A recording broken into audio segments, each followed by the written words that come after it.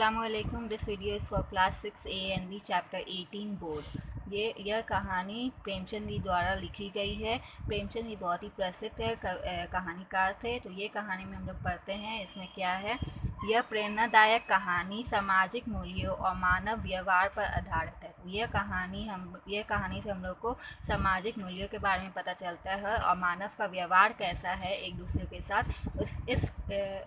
ये कहानी इस पर निर्धारित है। ठीक है। पंडित चंद्रधर बहुत परिश्रम से अपना अध्यापन कार्य करते थे। तो ये पहला कैरेक्टर इसमें है पंडित चंद्रधर। तो पंडित चंद्रधर वो पेशे से क्या थे, अध्यापक थे। ठीक है। वो बहुत ही परिश्रम से मतलब बहुत ही मेहनत से अपना अध्यापक का काम किया करते थे। दारोगा और मुंशी जी अपने स्वार्थ के लिए लोगों से पैसा वसूलते हैं।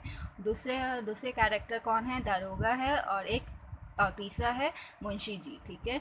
तो ये दोनों जो थे, दारोगा और मुंशी जी, बहुत ही अपने स्वार्थ के लिए लोगों से पैसा वसूलते थे। मगर पंडित चंद्रधर जो थे वो अपने मेहनत से पैसा कमाते थे। जो व्यक्ति दूसरे के सुख दुख का ध्यान नहीं रखता वह सम्मान नहीं पाता। तो यह कहानी से हम लोग को समझ में आता है कि जो इस दुनिया में अगर एक दूसरे का हम लोग ख्याल नहीं रखें, एक दूसरे के सुख दुख में नहीं ध्यान दे, उनका सुख दुख नहीं बांटे, तो वह इस दुनिया में सम्मान नहीं पा सकता। हम जो कुछ भी दूसरों को देते हैं वही लौटकर हमारे पास आता है। तो हम लोग जो जैसा व्यवहार करेंगे एक दूसरे के साथ, वैसा ही हम लोग को वैसा ही व्यवहार लौटकर हमारे पास आएगा। पंडित चंद्रधर के शिष्य उनका खूब आदर करते हैं और मुश्किल के समय उनके काम आते हैं। तो पंडित चंद्रधर के जो शिष्य थे वो बहुत ही उनका आदर किया करते थे। ये सब उनका आदर किया करते थे और उनके मुश्किल वक्त में उनके काम आते थे। इस कहानी में भौतिक पदार्थों पर नैतिक मूल्यों की विजय दिखाई गई है। ठीक है। तो अभी हम लोग चैप्टर स्टार्ट करेंगे। पंडित चंद्रधर एक स्कूल में अध्यापक थे। ठीक है। पंडित चंद्रधर स्कूल में एक पढ़ाते थे। नौकरी तो कर ली पर सदा पछताया करते कि कहाँ आप फंसे। यदि कहीं और नौकरी करते तो अब तक हाथ में 4 पैसे होते, आराम से जीवन व्यतीत होता। यहाँ तो महीने भर प्रतीक्षा करने के बाद कहीं 15 रुपये देखने को मिलते हैं, वे भी इधर आए उधर गायब। ना खाने का सुख ना पहनने का आराम। तो पंडित चंद्रधर अध्यापक थे। उन्होंने नौकरी तो कर ली मगर वो बहुत ही पछताया करते थे अपनी नौकरी से, क्योंकि वो खुश नहीं थे अपने नौकरी से। क्योंकि इतना मेहनत करने के बाद, इतना परिश्रम करने के बाद महीने भर में उन्हें क्या मिलता था, 15 रुपये मिलते थे। और 15 रुपये जैसे आते थे महीने भर में, वो इधर से इधर आए और उधर गायब हो जाए। क्योंकि बहुत ही कम पैसा मिलते थे, तो बहुत ही इधर आते थे और उधर गायब हो जाते। ना उन्हें खाने का सुख था, ना वो अच्छा खा पाते थे, ना ही अच्छा पहन सकते थे। इसलिए वो बहुत ही अपने नौकरी से नौकरी पर पछताया करते थे। पंडित जी के पड़ोस में 2 महाशय और रहते थे। एक ठाकुर अतिबल सिंह, वे थाने में हेड कांस्टेबल थे। दूसरे मुंशी बैजनाथ, वे तहसील में सियाहिन विषय थे। दोनों आदमियों का वेतन पंडित जी से कोई अधिक ना था, तब भी उनका जिंदगी चैन की और सुखमय थी। संध्या को वे कचहरी से आते, बच्चों को पैसे और मिठाइयाँ देते। दोनों के पास नौकर चाकर भी थे। घर में कुर्सियाँ, मेज़, गलीचे आदि थे। सारे मोहल्ले में उनका रोब था। उन दोनों महाशयों को आते जाते देखकर बनिए उठकर सलाम करते। 4 पैसे की चीज़ एक में लाते, लकड़ी ईंधन मुफ्त में मिलता। सो पंडित जी के पड़ोस में कौन रहते थे, एक रहता था दरोगा जिसका नाम था अतिबल सिंह, वो कांस्टेबल था पुलिस स्टेशन में। एंड दूसरे थे मुंशी बैजनाथ, जो वो दस्तावेज करते थे, मतलब दफ्तर में काम करते थे। ठीक है। तो ये दोनों आदमी का वेतन पंडित जी के बराबर ही था, ज़्यादा नहीं था, मगर ज़िंदगी में उनके ज़िंदगी में चैन था, ज़िंदगी में सुखमय था, उनकी ज़िंदगी खुशी से चल रही थी। जब वो अपने घर वापस आते थे शाम में, तो सबको पैसे देते थे, अपने बच्चों को पैसे देते थे, मिठाइयाँ देते थे। नौकर चाकर भी था उनके घर में, मगर घर में कुर्सियाँ, मेज़, सब कुछ अच्छा था उनके पास। ठीक है। मगर मोहल्ले में भी उनका बहुत ज़्यादा रोब होता था, सब लोग उन्हें सलाम किया करते थे। 4 पैसे की चीज़ एक में लाते, और सब लोग उनको पहचानते थे, मतलब आस पड़ोस में सब लोग उनको पहचानते थे। उनका रोब था, तो लकड़ी इधर मुफ्त में मिलता, तो ऐसे ही सब लोग उन्हें मुफ्त में सामान दे दिया करते थे। ठीक है, आज के लिए इतना ही, फिर आगे हम लोग नेक्स्ट पार्ट में करेंगे। अस्सलाम वालेकुम। सो हम लोग यहाँ थर्ड पैराग्राफ से स्टार्ट करते हैं। पंडित जी उनके ठाट बाट देखकर कूदते और अपने भाग्य को कोसते। दोनों पंडित जी के घर कभी आटा कभी दूध और सब्जी भेज देते। पंडित जी को दोनों के लड़कों को पढ़ाना पड़ता। कभी कभी वे पंडित जी से कुछ कह भी देते, पर पंडित जी मन मारकर रह जाते। उन्हीं के कारण कभी कभी दूध दही के दर्शन हो जाते थे। बेचारे अपमान के जहर को अमृत समझकर पी जाते थे। तो पंडित जी के यहाँ किसके लड़के पढ़ते थे? दरोगा के और मुंशी जी के लड़के आते थे पढ़ने के लिए। तो इसलिए वो लोग दोनों क्या करते थे कि पंडित जी के घर दूध दही सब्जी कभी कभी भेज दिया करते थे, ताकि वो लड़के को अच्छे से पढ़ाए। ठीक है, तो मगर पंडित जी को ये पसंद नहीं आता था। वो बहुत ही गुस्से में आ जाते थे, मगर अपना मन मारकर उन्हें रहना पड़ता था। वो अपना अपमान समझते थे ऐसा, मतलब वो लोग जब भेजते थे सब्जी दूध दही सब्जी, तो वो अपना अपमान समझते थे, मगर उन्हें अपना मन मारकर उन्हें पढ़ाना पड़ता था और वो कुछ कह भी नहीं सकते थे। इन स्थितियों से निकलने के लिए पंडित जी ने प्रार्थना पत्र लिखे। अफसरों की खुशामदों की पर कुछ ना हुआ। अंत में हार कर बैठ गए। इतना सब होने पर भी वे ठीक समय पर जाते, देर से घर आते, मन लगाकर पढ़ाते। इससे उनके अफसर लोग खुश थे। साल में कुछ इनाम देते और वेतन बढ़ाने का जब कभी अवसर आता उनका विशेष ध्यान रखते। बस्ती के लोग उनसे संतुष्ट थे। लड़कों की संख्या बढ़ गई थी और पाठशाला के लड़के भी उन पर जान देते थे। कोई उनके घर आकर पानी भर देता, कोई उनकी बकरी के लिए पत्तियां तोल लाता। पंडित जी इसी को बहुत समझते थे।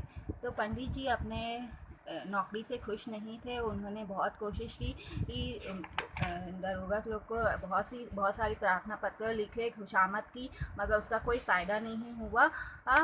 तो वो इसी में अपना काम करने लगे। अपने स्कूल जाते थे, पढ़ाते थे और फिर कुछ समय मिलता था तो वो आराम से बैठ जाते थे। बस्ती के लोग उनसे बहुत खुश रहते थे। सब बच्चे को वो अच्छे से पढ़ाते थे और पाठशाला के बच्चे लोग भी उनका बहुत ही आदर किया करते थे। कोई आकर उनके लिए पानी भर देता था, तो कोई बकरी के लिए पत्तियां ले आता था। तो इस तरीके से वो पंडित जी की सब मदद कर दिया करते थे। एक बार सावन के महीने में मुंशी बैजनाथ और ठाकुर अतीबल सिंह ने परिवार सहित अयोध्या की यात्रा की सलाह की। पंडित जी को भी साथ चलने के लिए कहा। पंडित जी ने मना किया।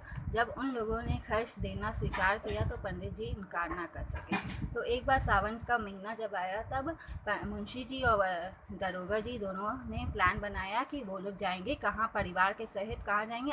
अयोध्या का यात्रा करने जाएंगे। तो उन्होंने पंडित जी को भी न्योता दिया कि वो भी साथ में चले, मगर पंडित जी ने मना कर दिया। मगर फिर जब उन्होंने कहा कि खर्च वो लोग उठाएंगे, तब पंडित जी मना नहीं कर पाए और उन्होंने ये न्योता स्वीकार कर लिया। उन्होंने मान लिया कि वो लोग साथ में जाएंगे अयोध्या का यात्रा करने।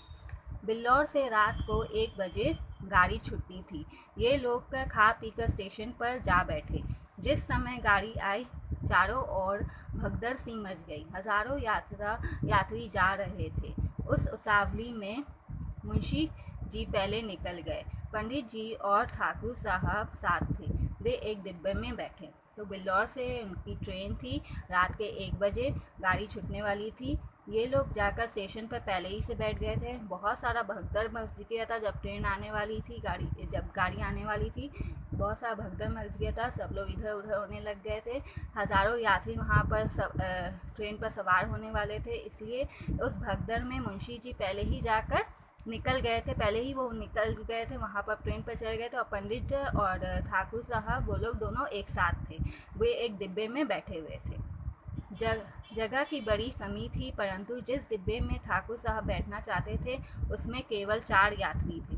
ठाकुर साहब ने डांटकर एक मुसाफिर को उठने के लिए कहा तो वह बोला, यह थाना नहीं है, ज़रा ज़बान संभाल कर बात कीजिए। तो जगह की बहुत कमी थी, बहुत लोग सवार मतलब यात्रा में जा रहे थे, तो बहुत ही डिब्बा जो जिस डिब्बे में ठाकुर साहब और पंडित जी थे वो डिब्बा पूरा फुल था। वहाँ पर केवल 4 यात्री लोग ऑलरेडी बैठ के थे। तो ठाकुर साहब ने क्या किया, डांट कर उन्होंने एक मुसाफिर को कहा कि यहाँ से उठने। तो वो मुसाफिर ने कहा कि अपना ज़बान संभाल, ये थाना नहीं है, अपना ज़बान संभाल कर बात कीजिए। ठीक है, तो यहाँ तक अभी रखते हैं। ठीक है, थैंक यू। अस्सलाम वालेकुम। सो थर्ड पार्ट में हम लोग यहाँ से स्टार्ट करते हैं। ठाकुर तुम कौन हो जी? तो फिर ठाकुर बोलता है, जो ठाकुर ने कहा था एक मुसाफिर को वहाँ से उठने के लिए, तो फिर मुसाफिर बोलता है यहाँ अपना ज़बान संभाल कर बात कीजिए क्योंकि ये थाना नहीं है। तो ठाकुर फिर रिप्लाई में क्या कहता है, तुम कौन हो जी?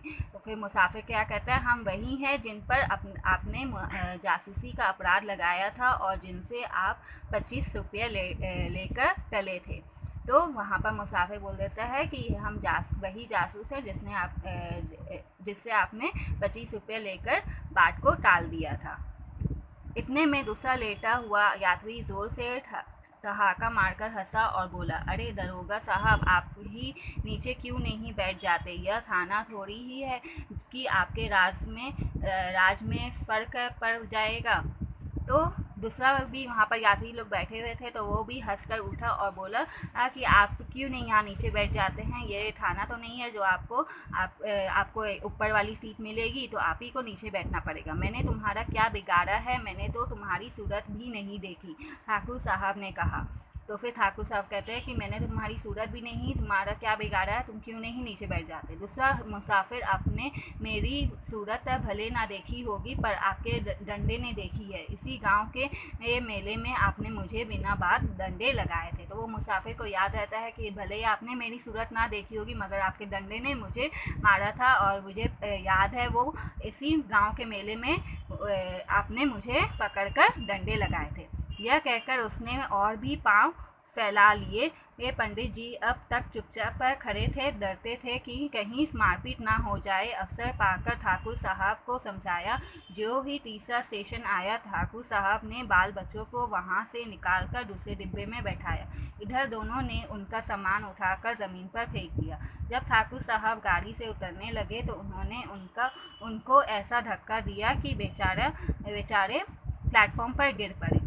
गार्ड से कहने दौड़े थे कि इंजन ने सीटी दी, क्या करते, जाकर गाड़ी में बैठ गए। तो यहाँ पर क्या होता है, तो मुसाफिर लोग नहीं मानते हैं और वो और भी पाँव फैलाकर बैठ जाते हैं। तो पंडित जी बहुत साइड में चुपचाप खड़े होकर ये सब तमाशे देखते रहते हैं। वो बहुत ही डर जाते हैं और वो सोचने लग जाता है कहीं यहाँ पर मारपीट ना हो जाए। तो फिर जब तीसरा स्टेशन पे जब गाड़ी तीसरे स्टेशन पर रुकती है तो ठाकुर साहब क्या करते हैं, अपने बाल बच्चों को लेकर दूसरे डिब्बे में शिफ्ट हो जाते हैं। ठीक है, तो इधर दोनों ने उनका सामान, और फिर मुसाफिर लोग क्या करते हैं, ठाकुर साहब का सामान लेकर उठाकर बाहर फेंक देते हैं। और जैसे ही ठाकुर साहब कुछ बोलने जाते हैं तभी क्या होता है, वहाँ पर गाड़ी की प्लेटफॉर्म पर सीटी बज जाती है, गाड़ी खुलने का टाइम हो जाता है। और जाकर क्या करते, तो ठाकुर साहब उस वक्त कुछ नहीं कर पाते, वो जाकर गाड़ी में बैठ जाते हैं। उधर मुंशी बैजनाथ के पास पैर फैलाने तक की जगह ना थी। उनकी तबीयत खराब हो गई, एक बार उल्टी हुई और पेट में मरोड़ पड़ने लगे। लखनऊ तक उन्होंने किसी तरह सहन किया, आगे चलकर मजबूर हो गए। ज्वार, पेट में दर्द, नसों में तनाव के और दस्त एक स्टेशन पर उतर पड़े। प्लेटफॉर्म पर लेट गए। पत्नी भी घबराई बच्चों को लेकर उतर पड़ी। सामान उतारा परंतु जल्दी में ट्रंक उतारना भूल गए। गाड़ी चल दी। दारोगा जी ने अपने मित्र को इस दशा में देखा तो वे भी उतर पड़े। स्टेशन मास्टर ने यह हाल देखा तो समझे हैजा हो गया है। हुक्म दिया, रोगी को अभी बाहर ले जाओ। मजबूर होकर सब लोग मुंशी जी को एक पेड़ के नीचे उठा ले गए।